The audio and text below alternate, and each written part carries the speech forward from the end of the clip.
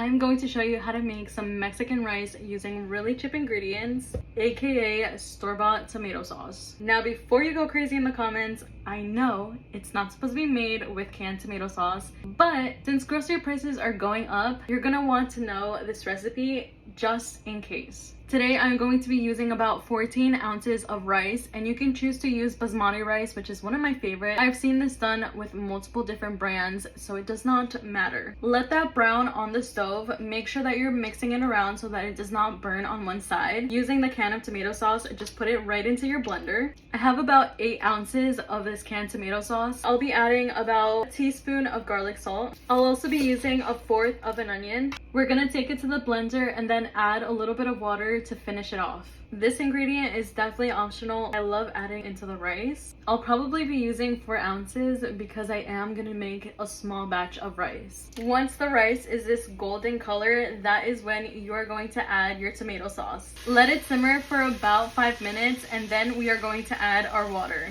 When it comes to the water, depending how much rice you actually use, you're going to double that amount. So for example, we used 14 ounces of rice. So we are going to be putting in 28 ounces of water. Some people like to say that this next part is not necessary, but I find it to be the best way to make this rice, letting it boil for about 15 minutes before you put the top on. I don't know the science behind it, but I just know that it works. As it's boiling, this is also the time to start adding your seasoning. When it comes to rice, you want the water itself to be just a little bit saltier than you would like your rice, only because rice actually absorbs a lot of salt. You can also opt to add a little bit of chicken bouillon. Some people put it, some people don't, but just do whatever feels right to you. Once my rice starts boiling, then I'm going to be adding my vegetables and then topping it with a lid, leaving it on the stove for about 15 minutes. Come back and check on it to make sure that it's fully cooked. Let me show you guys what it looks like. We are not going to move it. We are going to just let it do its thing.